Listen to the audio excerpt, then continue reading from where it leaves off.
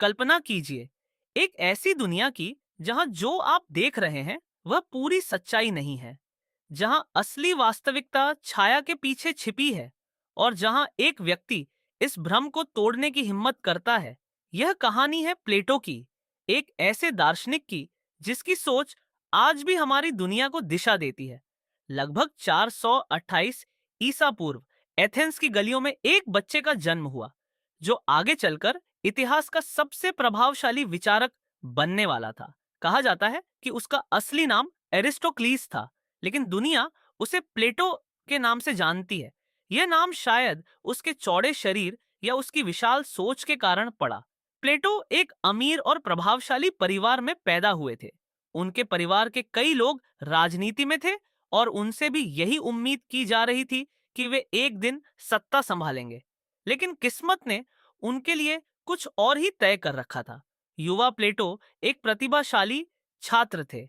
उन्हें कविता, संगीत और कुश्ती में भी गहरी रुचि थी। कहा जाता है कि वे एक बेहतरीन पहलवान थे और प्रतियोगिताओं में हिस्सा लेते थे। लेकिन उनकी जिंदगी का असली मोड़ तब आया जब उनकी मुलाकात हुई एक ऐसे इंसान से जिसने उनके सोचने का तरीका ही बदल दिया, सोक्रेटिस। सुकरात कोई साधारण व्यक्ति नहीं थे। वे किताबें नहीं लिखते थे, न ही बड़े भाषण देते थे। वे सिर्फ सवाल पूछते थे, ऐसे सवाल जो इंसान को अंदर तक हिला दें। सच्चाई क्या है? न्याय क्या है? क्या हम वास्तव में जानते हैं या सिर्फ सोचते हैं कि हम जानते हैं?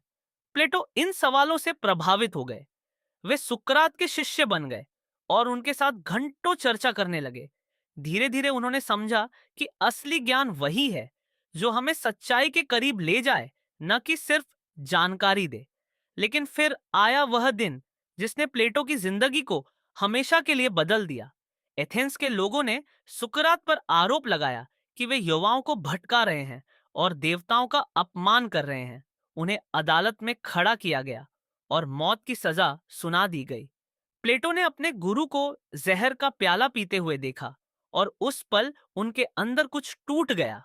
उन्होंने महसूस किया कि अगर एक सच्चे और ईमानदार इंसान को समाज समझ नहीं सकता, तो इस समाज में कहीं ना कहीं गहरी कमी है।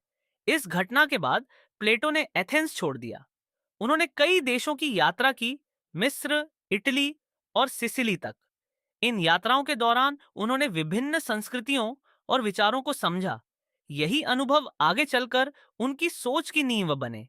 कुछ सालों बाद प्लेटो एथेंस लौटे, लेकिन अब वे पहले जैसे नहीं थे। अब उनके पास एक मिशन था, एक ऐसी दुनिया की कल्पना करना जहां न्याय हो, सच्चाई हो और हर व्यक्ति अपने सही स्थान पर हो। इसी सोच से जन्म हुआ उनके सबसे प्रसिद्ध विचारों में से एक, गुफा का रूपक।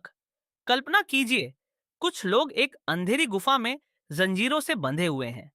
वे बचपन से वही हैं और उन्होंने कभी बाहर की दुनिया नहीं देखी। उनके सामने सिर्फ एक दीवार है जिस पर आग की रोशनी से कुछ छायाएं बनती हैं। वे उन्हीं छायाओं को सच्चाई मान लेते हैं। लेकिन एक दिन उनमें से एक व्यक्ति किसी तरह बाहर निकल जाता है। शुरुआत में तेज रोशनी उसकी आंखों को चुभती है, लेकिन धीरे धीरे वह असली दुनिया को देखता है। पेड़, आकाश, सूरज, असली सच्चाई। जब वह वापस गुफा में जाता है और दूसरों को यह बताने की कोशिश करता है, तो वे उस पर हंसते हैं, उसका मजाक उड़ाते हैं और उसे झूठा समझते हैं। प्लेटो का संदेश बहुत गहरा था। हम में से कई लोग उसी गुफा में हैं। हम जो देखते हैं वही सच मान लेते हैं, जबकि असली सच्चाई उससे कहीं ज्यादा बड़ी और गहरी हो सकती है। प्लेटो ने सिर्फ सवाल ही नहीं उठाए, बल्कि समाधान भी दिए।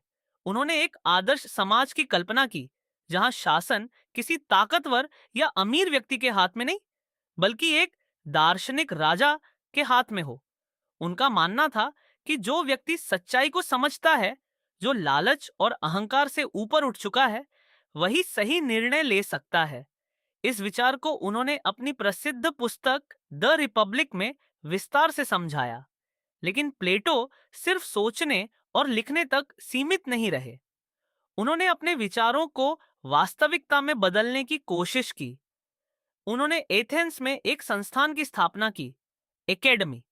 यह दुनिया का पहला ऐसा स्थान था जहां व्यवस्थित रूप से शिक्षा दी जाती थी। यहाँ गणित, दर्शन, विज्ञान और राजनीति पर चर्चा होती थी। लोग दूर दूर से यहाँ सीखने आते थे। इसी अकादमी में एक युवा छात्र भी आया जो आगे चलकर खुद एक महान दार्शनिक बना, अरस्तु। प्लेटो की शिक्षाएं सिर्फ किताबों तक सीमित नहीं थीं।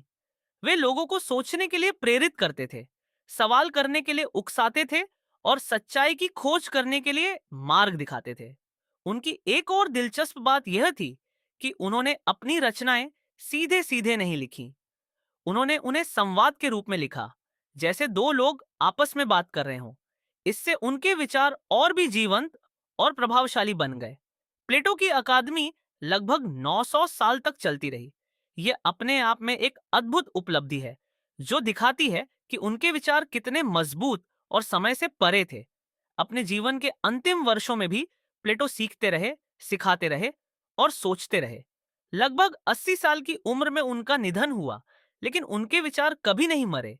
आज हजारों साल बाद भी जब हम सच्चाई, न्याय और ज्ञान की बात करते हैं, तो कहीं ना कहीं प्लेटो के विचार हमारे साथ होते हैं।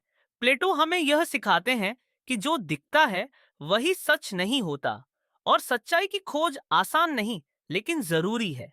तो अगली बार जब आप किसी चीज को सच माने, एक पल रुकिए और खुद से पूछिए, क्या यह सच में सच है या सिर्फ एक छाया